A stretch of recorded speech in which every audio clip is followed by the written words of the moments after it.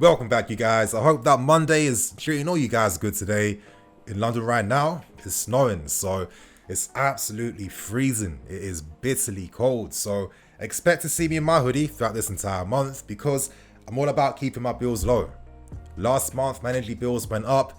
I'm not trying to have that again, you guys. I'm all about keeping all my costs down low, and you know what? This kind of segues in very nicely to the three stories today. For the first story, I'm going to discuss David Alaba and reports suggesting that Alaba wants 400k per week to sign for his next club. So let's see if the club can find ways to keep that cost low. And for the next two stories, I'm going to discuss links surrounding us and a move for RB Leipzig's defender Konate. And for the final story, you guys, I'm going to discuss the latest positive news in regards to Thiago Silva and contract extension. So Thiago, contract extension, that's the type of smart saving from the club. So for today's video, it is going to be an interesting news daily video. I hope you guys do enjoy. And to kick things off with the first story, now you guys, let's start things off with the first story, and I want to discuss these Konate links. Now, this story came out from The Independent, and it states that us, Liverpool and Manchester United are all closely monitoring RB Leipzig's 21-year-old defenders. So,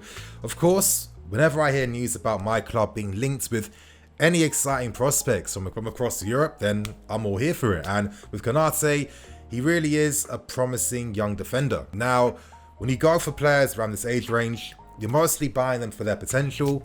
And I feel like with Konate, he's one of those smart investments that a club is going to make one day because of the qualities that he's one day destined to fulfill. And when you look at Konate's game, he does have a lot to work with. I mean, he has the height, the physicality, he has the pace as well. He is comfortable playing out from the back too. However, we also know that we are strongly interested in signing his teammate in Upamecano. And I guess now the discussion turns to, who would you prefer to sign?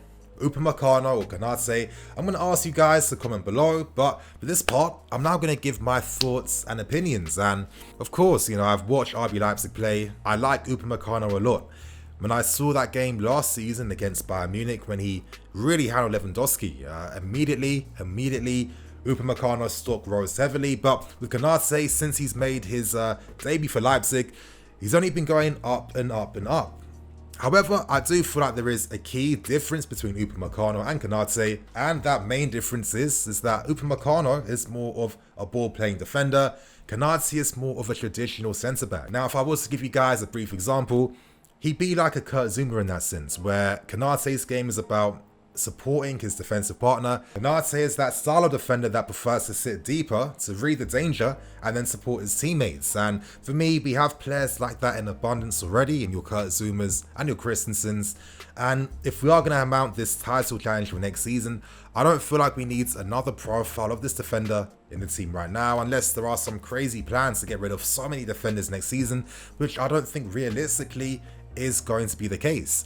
With Upamecano, he is more in that Thiago Silva mold, and that's why I do see him as a smart Thiago Silva successor, and that's because Upamecano is the guy that kickstarts the attack. He is the ball-playing defender. He looks to step up. He's one of those guys that will leave his defensive line when it comes to closing down counter-attacking opportunities, which is one thing that we constantly see from Thiago Silva. He's comfortable stepping up into midfield as well, and I feel like when it comes to buying ball-playing defenders, considering that across Europe right now, all the big clubs, all the big boys, their defenders are very old. There's a big reason why everyone is desperate to sign the next up-and-coming talent. And for me, considering that Upamecano is available for a very competitive fee at £38 million, I feel like you can't afford to let that slip. You have to sign him up, and I feel like his profile is needed more than a more classic style defender. But anyway, you guys, that are only my thoughts and opinions. Let me know yours below. And now, we take things forward to a report released by Matt Law today. It discusses David Alaba and the potential wage packet that Alaba is demanding, which is set at around 400k per week. Now, that is a huge amount of money. That is a crazy amount of money, considering that N'Golo Kante right now is our highest earning player at around 290k per week. But at the same time, we did present Eden Hazard with a wage packet set at around 400k per week. So when it comes to finances, this would not be impossible. However, is this the wisest way to use our money. I don't know, I find the support very interesting, and for me, you guys know that I'm about investigating, I'm about doing my research to try and find more context behind this news, because it was a pretty brief report. And for me, I had to take things back to why Alaba and Bayern Munich did not find an agreement in the first place. Now, funny enough, a report from The Athletic came out 4 months ago detailing the reasons behind why Alaba and Bayern did not come to an agreement. And one of the main reasons why is that Pini Zahavi, who is the client of David Alaba of course, they wanted around 400k per week on a 5-year deal, and the best that Bayern could offer was 290k per week on a 4-year deal. So it does feel like this 400k per week is not just coming out from someone's imagination, there is some substance behind this. However, when you do investigate more, then more context does get revealed. Now, reports suggested that Zahavi and Bayern's boards did have some difficulties when it came to negotiating. Zahavi was referred to as a greedy piranha by Oli Hoeneß, but Zahavi hit back at those claims, stating that the offer they wanted was far less than the current package that Lewandowski is currently earning. And what's interesting enough about Lewandowski being compared to by Zahavi was that Zahavi was the one to negotiate Lewandowski's new deal. So you guys, there's always a ton more to these stories, because let's not forget, Lewandowski flirted with leaving Bayern Munich for the past 2 years before signing that recent contract extension in 2019. Now, Bayern's sporting director in Salihamidzic came out to state that currently only Neuer and Lewandowski earn the biggest wages at the club, and publicly stated that Alaba would not be on that same parity. And you know, with the story behind why Alaba rejected Bayern, I'm starting to feel like maybe this could be a lot more personal than it was revealed, because you know, once this whole kerfuffle was released, Alaba's dads and Alaba himself came out to publicly defend themselves and their agent in Pini Zahavi for very good reason, suggesting that they weren't greedy, Zahavi was not being greedy, and then talking about the 12 years that Alaba has dedicated to the club, you know, the respect he has for the club, the relationships, the bonds that he's had with everyone at the club too. And a lot of times when it comes to players negotiating new deals, you know, there's a reason why they hire agents, because the agents do all that work, not the players. And it makes a ton of sense, because the players can only focus on their work. You know, they're not going to be training, preparing for games, and then discussing things with the boards. It doesn't work like that. Now you guys, I'm going to give my thoughts and opinions behind this 400k per week deal that Alaba allegedly wants. And when you break down Matt Law's article, he states himself in the article that he wants under 400k per week. That's around 20 million per season. And when you break that down, when you divide 20 million by 52 weeks, that's around £385,000 per week. Now, this is quite interesting, because a few months back, when the negotiations became public, it was revealed that Alaba wanted £23 million per year to remain at Bayern Munich, which is currently 3 million less than the current news that's come out. So is this giving us slight hints and evidence that Alaba is a lot more willing to play ball if it comes down to a potential deal? I possibly think so, because let's not forget, he would be available on a free transfer. If he was available on the market, let's say on a 4-year deal, 3-year deal, you are easily looking at around maybe 50, 60, 70 million to sign him. And consider you're paying a transfer fee, consider you're paying a signing on fee, you're paying the wages as well as the agent fees too. Well, the price is just out of this world. It's like, I'm not even going to do the maths, you guys. You can just imagine it for yourselves. So this would tell me that potentially this could be a negotiation tactic, because I'd imagine that the price could be mitigated by offering Alaba a bigger signing on fee.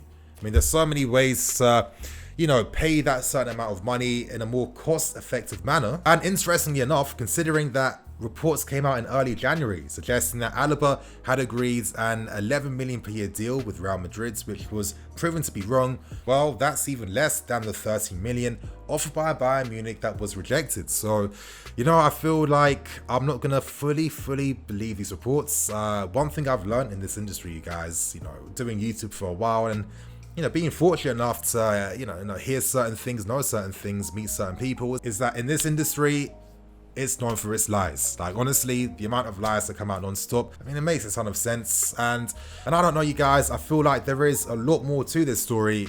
Even looking back at why Alaba's deal was rejected by Bayern, if they're stating that only Neuer and Lewandowski are the top earners, you'd imagine that Alaba, for his importance in the team, for his longevity, you'd feel like he deserved to be on the same wage parity as these two other players, in my personal opinion. And I guess when the club doesn't see it like that, it can only be seen as a sign of disrespect. So for me, I feel like we have to sign Alaba at any cost for his age, for his world-class ability.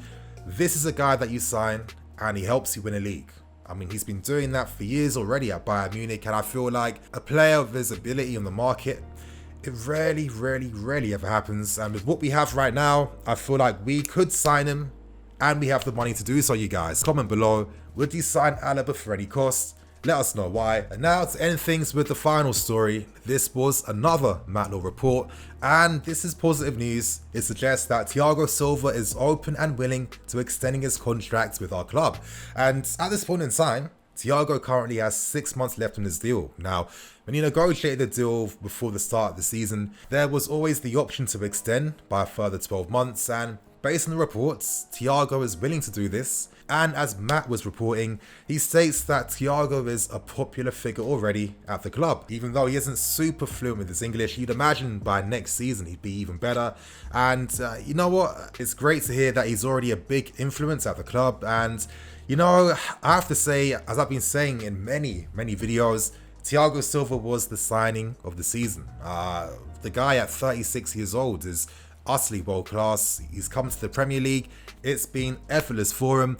And with Thiago, I really like his family too. You know, he's got a very loyal wife, the wife that rides for her husband, that, you know, speaks out in defense for him publicly and supports the club too. His kids seem very settled already. And of course, the fact that Thiago Silva, world-class Thiago Silva, wants to remain here, wants to commit here, is typical of this club. Like, what is it about us where players sign for us, they fall in love with us, they want to stay here even more? That can only give us more advantages in the window, you guys. But for me, it's imperative that Silva stays here for next season, because we're going to rely upon his experience. You know, this guy is a title winner. This guy is a serial winner. And to win things for next season, you need personalities like this within your team. It is going to be interesting whether Thiago has the same amount of game time for next season. To be honest, I would not be surprised if he does, because the guy is a super top professional, and I can't wait for this contract extension to get signed. So you guys, on that note, I'm going to wrap things up and keep things moving. Thank you for watching. I'm NiniFC. This is Blue Lines TV. I'll catch you guys later with some more videos.